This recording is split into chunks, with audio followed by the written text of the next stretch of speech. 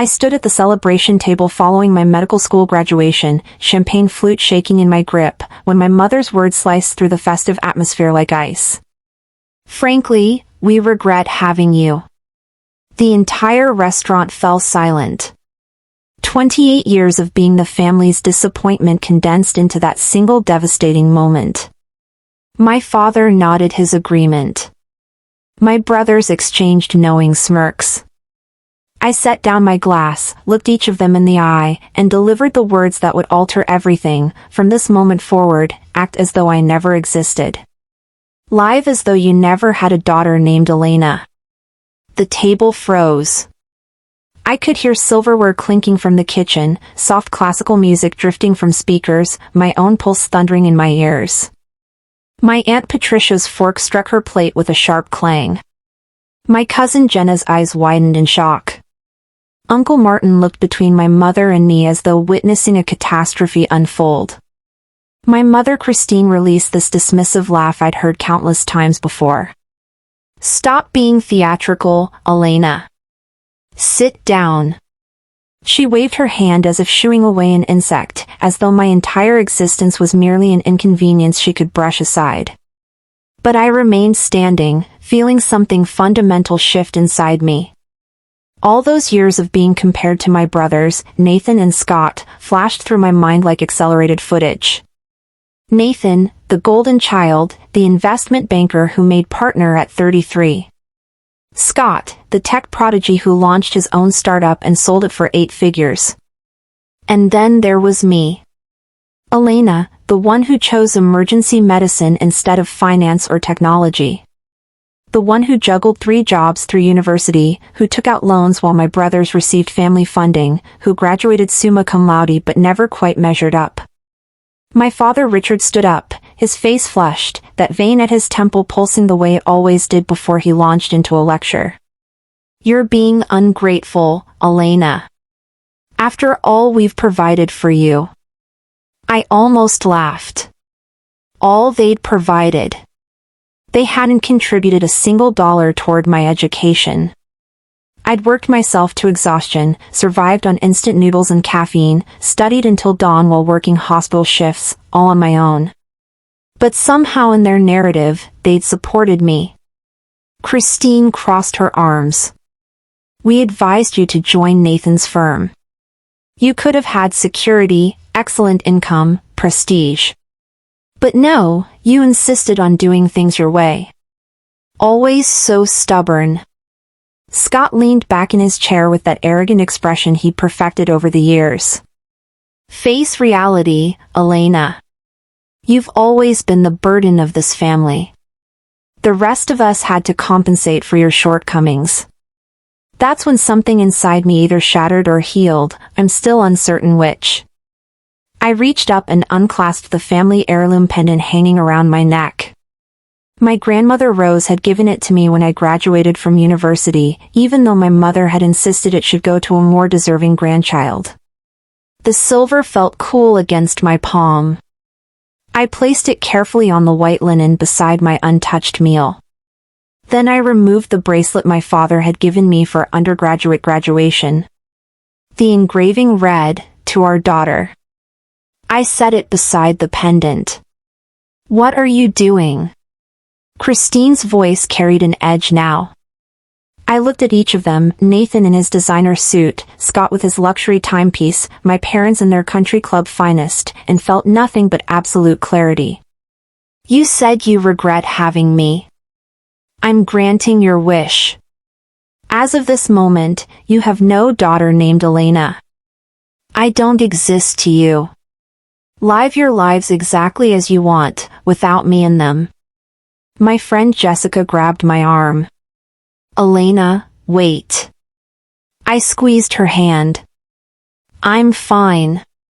I promise." The strange thing was, I meant it. I walked out of that restaurant without looking back. I didn't run. I didn't cry. I just walked, one foot in front of the other, through tables of stunned diners, past the hostess station, out into the cool evening air. My car was parked 4 blocks away. I made it all the way there before my hands started shaking so violently I could barely insert the key in the ignition. I drove to my apartment, this cramped studio I'd just leased 4 weeks earlier. My residency was scheduled to begin in 3 weeks at Metropolitan Hospital. Everything was planned. Everything was finally aligning. I sat on my second-hand sofa and pulled out my phone. I blocked my mother's number, then my father's, then Nathan's and Scott's. I went through my social media and blocked them everywhere. Then I opened my email and composed one message to all 4 of them. You said you regret having me. Your wish is granted. I no longer exist to you. Do not contact me. Do not reach out. We are finished. I hit send and felt this weight lift from my shoulders. I actually smiled. For the first time in my entire life, I felt liberated. That feeling lasted exactly 5 hours. My phone started buzzing. Not from them, they were blocked, but from everyone else. Aunt Patricia called 3 times. Cousin Jenna sent 9 text messages. Uncle Martin left a voicemail. Extended family members I hadn't heard from in years suddenly had my number. The messages were all variations of the same theme: what happened? Your mother is devastated. Can we talk? Families shouldn't fight like this. But then Grandma Rose called. She was 83 and sharper than most people half her age. Elena, sweetheart, I heard what transpired. Good for you. I nearly dropped the phone. What? Good for you, she repeated. I've watched your mother treat you like garbage your whole life. It's about time someone stood up to her. Are you all right? I started crying then, real, ugly crying. I think so, Grandma. You call me if you need anything. Anything at all. I mean it. We talked for an hour. She told me she'd already called Christine and told her she was ashamed of her. That made me feel slightly better, slightly less alone. But then my friend Jessica texted me, Elena, your mom is trying to reach you through me. She sent me a message to give you. Do you want to hear it? What does it say? She says if you don't apologize and come back, there will be consequences. I stared at that text for a long time. Not an apology. Not remorse. A threat. Consequences. I texted back, tell her I said no. And Jessica, please don't pass along any more messages from her. I won't. I'm here if you need me. Love you. I turned off my phone and went to bed. For the first time in months, I slept through the night without nightmares about disappointing my family. 4 days later, I woke to an email notification on my laptop. The sender was Dr. Margaret Lawson, the residency director at Metropolitan Hospital. The subject line read, Urgent, we need to discuss your residency position. My stomach plummeted. My hands went numb. I clicked it open with trembling fingers. Dr. Rivera, please contact my office immediately to schedule a meeting before your start date. A matter has come to our attention that requires discussion. Dr. Margaret Lawson. I read it 3 times. Each time, that word matter seemed to grow larger, more ominous. What matter? What could possibly have happened? I'd already completed all my paperwork, passed all my requirements, finished everything necessary. I called the office as soon as they opened. The secretary, who'd always been warm before, sounded frigid. Dr. Lawson can see you at 3 o'clock this afternoon. Please be prompt. I arrived at Metropolitan Hospital 40 minutes early. I couldn't help it. My anxiety was catastrophic. I sat in my car in the parking structure, trying to calm my breathing, running through every possible scenario. The thought that it might be connected to my family flickered through my mind, but I dismissed it. That was paranoid, right? They couldn't possibly reach into my professional life. Could they? At exactly 3 o'clock, I walked into Dr. Lawson's office. She was a woman in her late 50s with silver hair pulled into a severe bun and penetrating eyes that had probably witnessed everything in her 30-plus years of medicine. She gestured to the chair across from her desk. "Thank you for coming in, Elena." Her voice was professional, but I detected something in it. Concern? Disappointment? I couldn't tell. Of course. Your email said there was a matter to discuss? She opened a folder on her desk and extracted several sheets of paper. We received some communications over the past few days that have raised concerns with our administration. My heart started racing. What kind of communications? Anonymous emails and phone calls to our hospital board. Multiple people have reported concerns about your character, your stability, and your fitness for the pressures of medical residency. I felt like I'd been struck in the chest. What? That's not true. Who said that? Dr. Lawson slid the papers across her desk. These are printouts of the emails we received. They describe an incident at a public dinner where you allegedly had a breakdown. According to these reports, you threw jewelry, screamed profanities at your family members, and stormed out in what witnesses described as an unstable rage. I stared at the words on the page. The graduation dinner. But that wasn't what happened.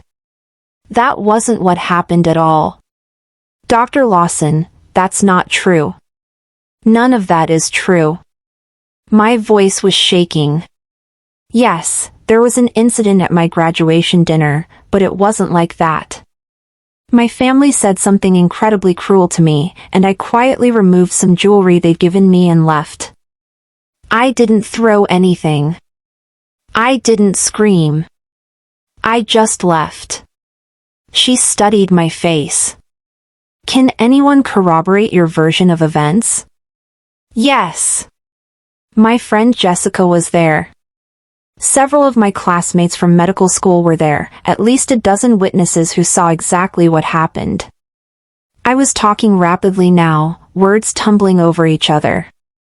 Dr. Lawson, I think my family might be behind these complaints. We had a falling out that night, and I cut off contact with them. I think they're trying to punish me. She was quiet for a long moment. Elena, I want to believe you.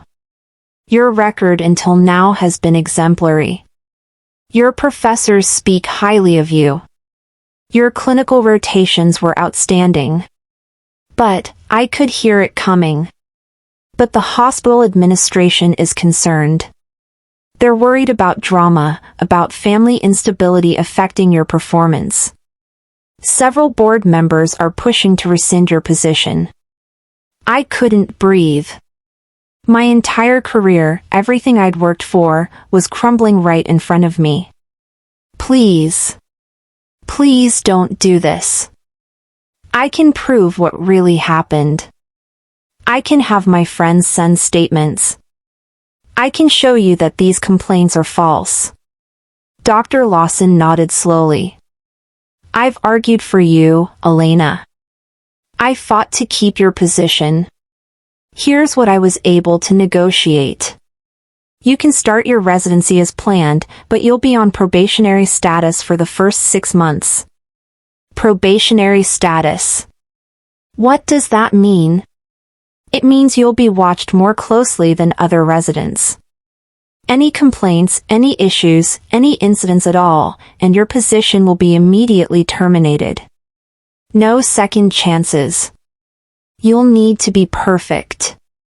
It was humiliating. It was unjust. But it was better than losing everything.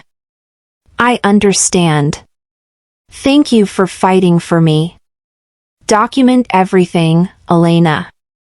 If what you're saying is true and your family is behind this, you need to protect yourself. Get those witness statements. File complaints about the false reports. Build your defense. I left her office feeling nauseated. I sat in my car and called Jessica immediately. She answered on the first ring. Elena, what's wrong? You sound terrible. I told her everything. She was furious. That's insane. I'll write a statement right now. I'll get everyone else who was there to write them too. This is absolutely unacceptable. True to her word, within 3 days I had detailed written statements from Jessica and 4 other medical school classmates who'd attended the dinner. They all said the same thing: I'd been calm. I'd been quiet. I'd left peacefully. There had been no violence, no screaming, no instability. I submitted everything to the hospital administration with a formal complaint about the false reports. I felt like I was fighting back, like I was taking control. I should have known better. 3 days before my residency was supposed to start, my phone rang. Unknown number. I answered anyway. Hello? Is this Elena Rivera? Yes. Who's calling? This is David Chin. I'm the landlord of the apartment you're renting on Maple Street. My mouth went dry. Yes? I'm calling to inform you that your lease is being terminated effective immediately. I've already rented the unit to someone else. You have 72 hours to vacate. What? You can't do that. I have a signed lease. I paid first and last month's rent plus security deposit. You provided false information on your application. I received a call from your previous landlord saying you were evicted for property damage and unpaid rent. That's fraud, and it voids the lease. That's not true. I've never been evicted. I left my last apartment on good terms. Who called you? I'm not at liberty to say, but the information was very detailed and came from what seemed like a credible source. I've already made my decision. 72 hours, Ms. Rivera. I'll mail your deposit back once I've inspected for damages. He hung up before I could argue further. I sat on my couch, the one piece of furniture I owned, and tried to process what was happening. Someone had called my landlord with lies. Someone was systematically attacking every part of my life. I was about to start one of the most demanding jobs in medicine, and I was going to be homeless. I called Jessica, who immediately offered me her couch. You can stay as long as you need. It's not going to be long-term. I just need to find another place. But thank you. I spent the next 3 days apartment hunting between packing up my things. Everything required first month, last month, and deposit. I had the money. I'd been saving carefully for exactly these kinds of expenses during residency. On the day I was supposed to move out, I went to pay for a hotel room for the night while I kept looking. My debit card was declined. I tried again. Declined. I pulled out my credit card. Also declined. I sat in the hotel lobby, my entire life packed into my car outside, and opened my banking app on my phone. Account under review. Access temporarily restricted. Please contact customer service. My hands were shaking so hard I could barely dial the number. The bank's hold music played in my ear while I sat in that hotel lobby, watching people check in and out, going about their normal lives while mine was falling apart. After 20 minutes, a representative finally answered. How can I help you today?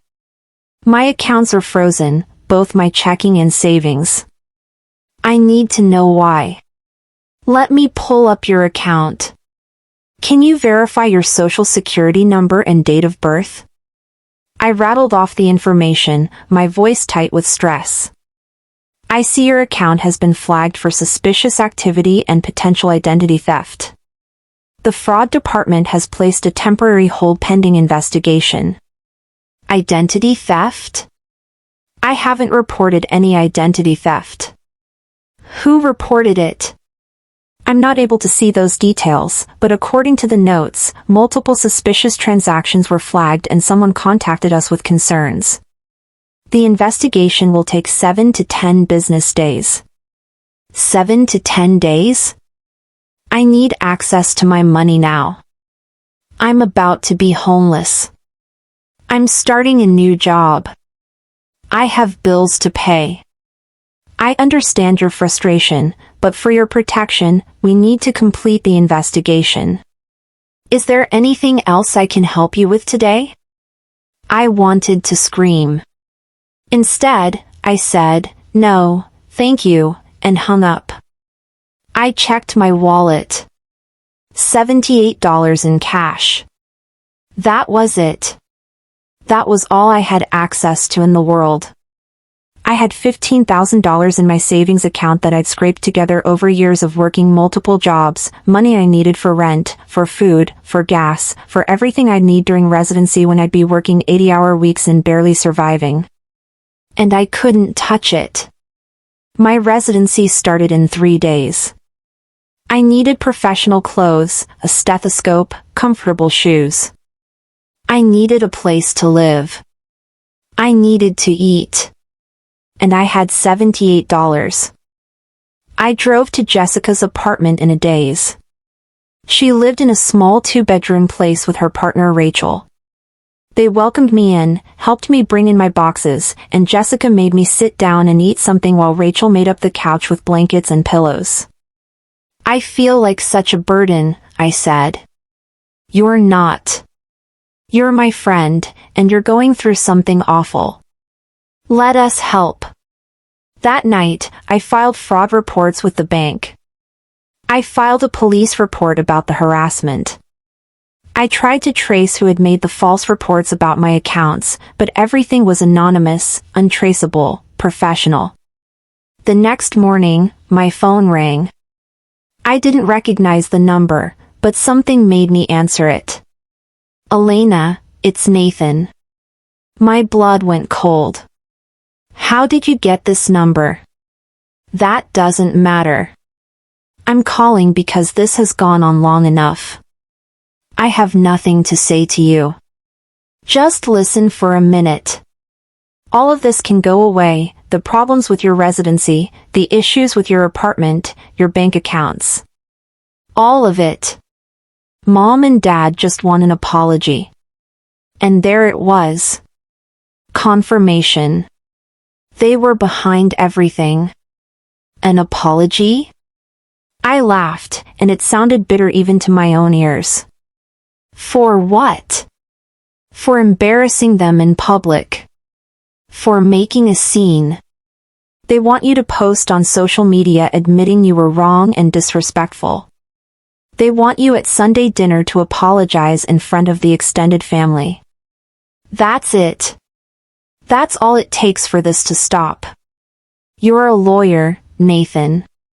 You know what you're describing is harassment. Extortion. It's illegal. His voice turned cold. Prove it. All those complaints? Anonymous. The bank freeze? Standard fraud protocol. The landlord?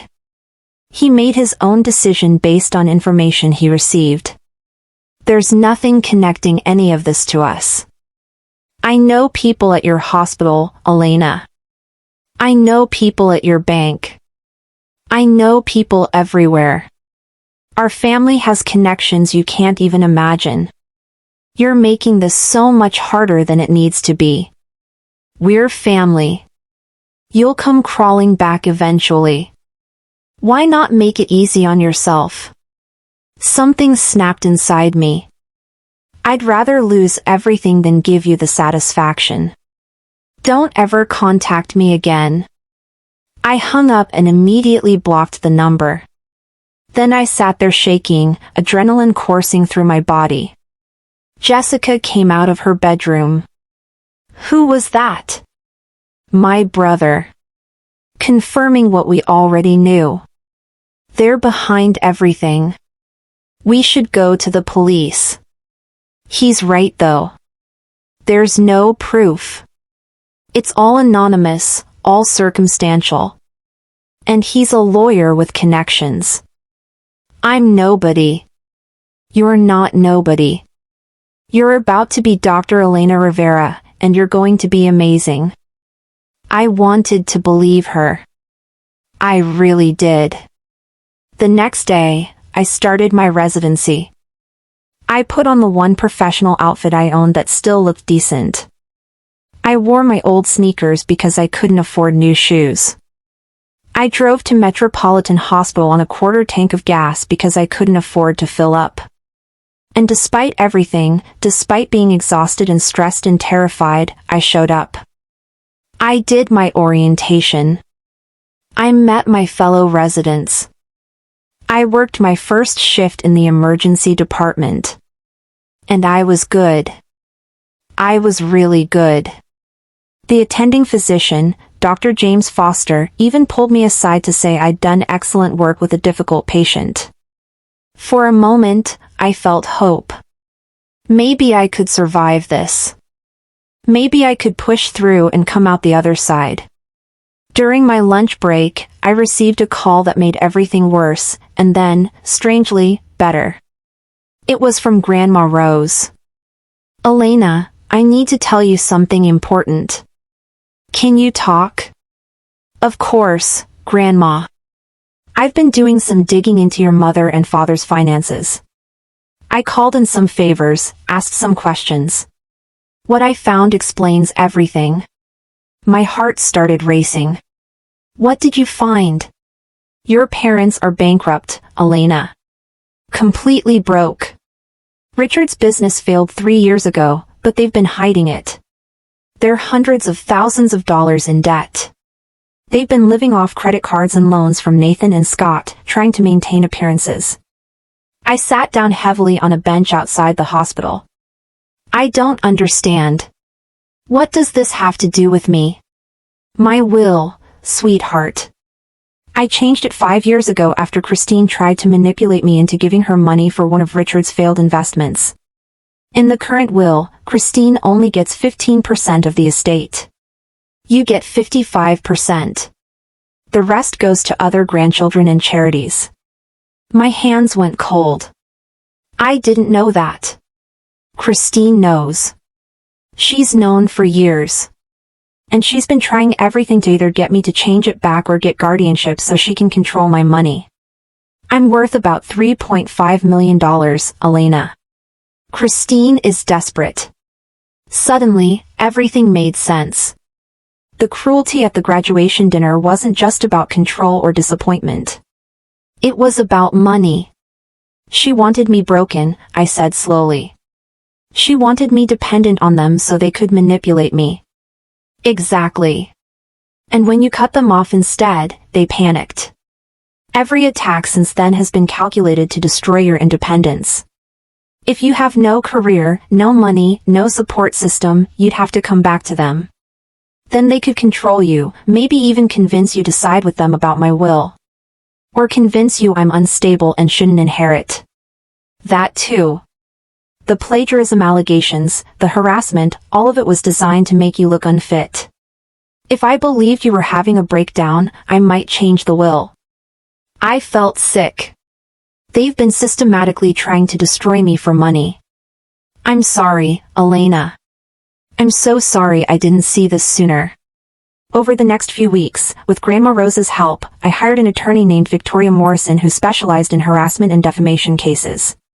Victoria was a sharp-eyed woman in her 50s who listened to my entire story and said simply, "We're going to destroy them legally."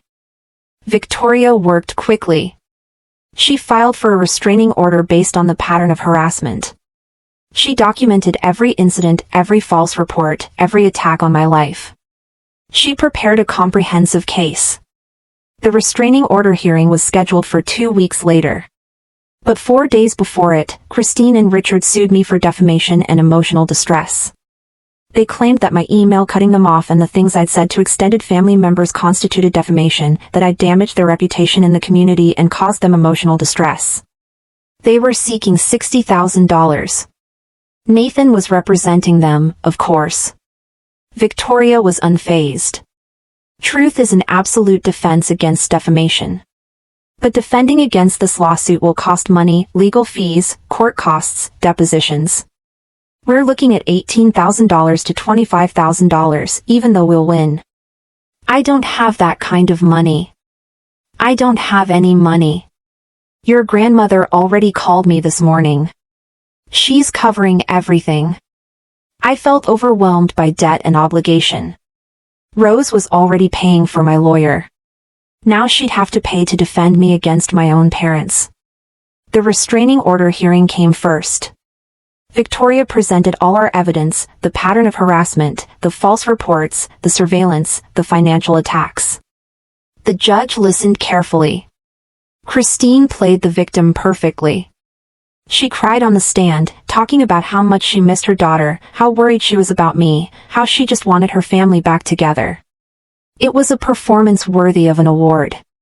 But Victoria was better. She presented phone records showing the number of times they tried to contact me after I'd asked them to stop. She showed documentation of their car outside Jessica's house.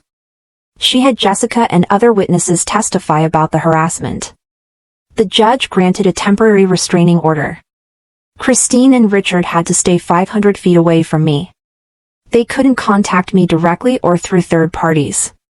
Violation would result in arrest. Christine lost her composure in the courtroom. She stood up and started yelling about how ungrateful I was, how I'd destroyed their family, how I'd poisoned everyone against them. The judge threatened her with contempt. It was the first time I'd seen my mother look genuinely unhinged. And I realized something: she wasn't in control anymore. She'd lost control, and that terrified her more than anything. The defamation lawsuit they'd filed against me collapsed under the weight of all the evidence. Victoria's countersuit for harassment and malicious interference was so strong that their new lawyer advised them to settle immediately. They dropped their case. They agreed to pay my legal fees. They signed documents agreeing to never contact me again under penalty of additional legal action. Nathan quietly withdrew as their counsel, something about potential ethics violations. Word got around the legal community. His reputation took a hit. My bank finally finished their fraud investigation and restored most of my stolen money. Not all of it, but enough that I had a cushion again. Rose recovered fully and remained sharp and in full control of her affairs. She was more determined than ever to help me. "I'm giving you a check for $45,000, she said when I visited her. "Don't argue. It's a gift, not a loan. Use it to start your new life. Get a nice apartment. Buy what you need. Have a cushion while you settle in." I started to protest, but she held up her hand. "Elena, I'm 83 years old. I have more money than I could spend in 3 lifetimes. And you know what? Watching you stand up to Christine, watching you refuse to break no matter what she threw at you, that's made me prouder than anything else in my life. You're the granddaughter I always hoped you'd be. Strong. Principled. Brave. Let me help you. It would make me so happy." So I accepted. And it felt like freedom.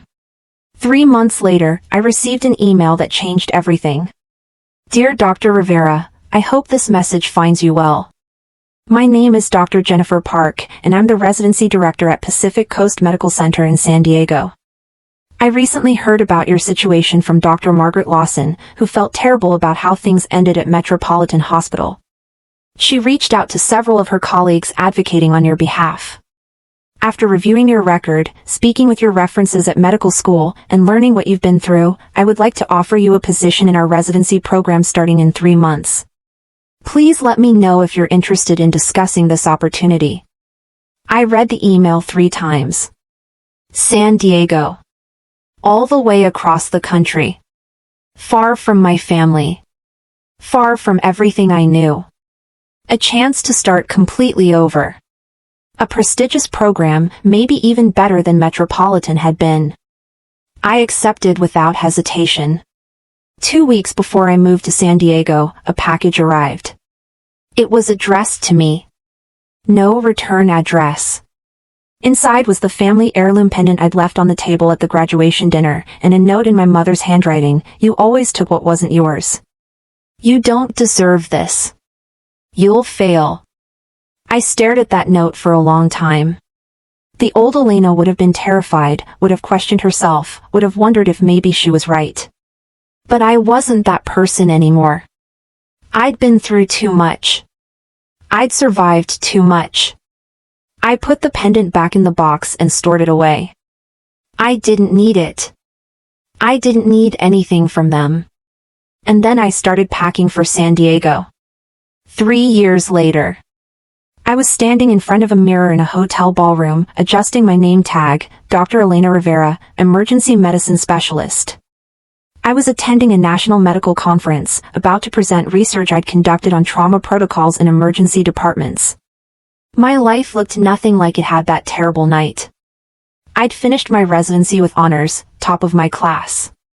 Pacific Coast Medical Center had offered me a fellowship in emergency medicine, which I'd completed. Now I was working as an attending physician in their ED, teaching residents, conducting research, saving lives every day. I had a beautiful apartment with an ocean view. I'd adopted a dog named Bailey who was the best companion I could have asked for. I was dating someone wonderful, a paramedic named Alex who'd moved in 6 months ago. Life felt good. Stable. Completely mine.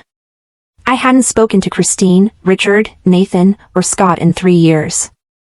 The restraining order was now permanent. I'd heard through extended family that their financial situation had stabilized somewhat, that they'd moved to a smaller house but were managing. I felt nothing about any of it. Not relief, not satisfaction, not anger. They were strangers to me now. People I used to know in another life. Rose, now 86, was still sharp and healthy. We talked every week. She'd updated her will to leave me 65% of her estate and cut Christine to 5%. As I stood in that conference ballroom waiting to give my presentation, I thought about the terrified young woman I'd been 3 years ago. Homeless, broke, career destroyed, family attacking her from every angle. I'd been so sure I'd made a terrible mistake by walking away that night. So sure I'd lost everything. Instead, I'd gained everything. A distant cousin approached me in the hallway during a break. She'd been at that graduation dinner. "Elena, what you did that night, walking away from Christine and Richard, that was the bravest thing I've ever seen. And it changed my life. I was in a toxic relationship with my own parents. Watching you set that boundary, watching you hold it no matter what they threw at you, it inspired me. I got therapy. I set my own boundaries. My life is so much better now. So thank you." She hugged me and walked away, leaving me standing there with tears in my eyes. Maybe that was enough. Maybe showing people that you can choose yourself, that you can walk away from toxicity even when it's family, maybe that mattered. I learned something profound through all of this.